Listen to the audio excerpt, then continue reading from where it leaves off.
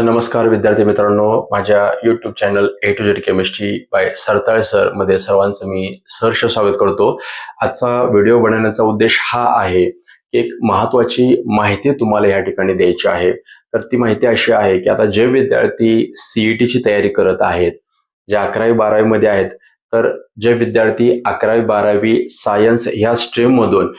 MHT CET सारख्या परीक्षेची तयारी करत आहेत आणि जे विद्यार्थी आहेत की ज्यांना फिजिक्स असेल किंवा केमिस्ट्री, मॅथ्स, बायो असे विषय अवघड जात असतील किंवा इंग्लिश मधून जे एक्सप्लेनेशन आहे ते समजत नसेल, तर अशा विद्यार्थ्यांसाठी प्रोफेसर तरंगे सर यांचं ज्ञानदा पब्लिकेशनचं एक बुक या ठिकाणी मार्केटमध्ये अवेलेबल आहे। तर ह्या बुकचं वैशिष्ट्य असं आहे की ह्याच्यामध्ये फिजिक्स, केमिस्ट्री, मॅथ्स, बायो अशा विषयांचं जे काही एक्सप्लेनेशन आहे ते मराठीमधून दिलेलं आहे। तर ह्याचा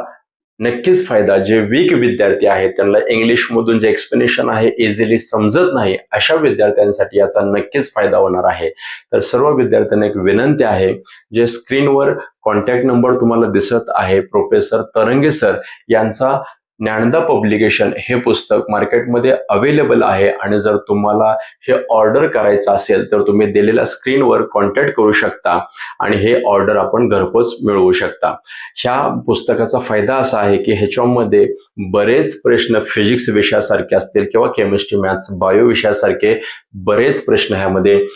इंग्लिशच्या ऐवजी मराठीतून एक्सप्लेनेशन दिलेलं आहे आणि जेणेकरून जे वीक विद्यार्थी आहेत त्यांना ते इंग्लिश मधून समजत नाही, अशा विद्यार्थ्यांसाठी हे पुस्तक अत्यंत उपयुक्त ठरणार आहे। तर सर्व विद्यार्थ्यांना विनंती आहे की जेवढं शक्य होईल तेवढं तुम्ही हे पुस्तक आपण मागवायचं आहे, मार्केटमध्ये अवेलेबल आहे किंवा दिलेल्या स्क्रीनवर दिलेल्या ह्या कॉन्टॅक्ट नंबरशी आपण कॉन्टॅक्ट करायचा आहे आणि प्रोफेसर तरंगे सर यांचं एक ज्ञानदा पब्लिकेशनचं पुस्तक आहे आणि याचा फायदा MHT CET एक्झामसाठी होणार आहे। तर असेच काही नवनवीन व्हिडिओज असतील किंवा जे नीट जी आणि CET साठी काही अपडेट असेल हे जाणून घ्यायचं असेल तर माझ्या लिंकला फॉलो करा, माझ्या चॅनलला फॉलो करा आणि जास्तीत जास्त विद्यार्थ्यांपर्यंत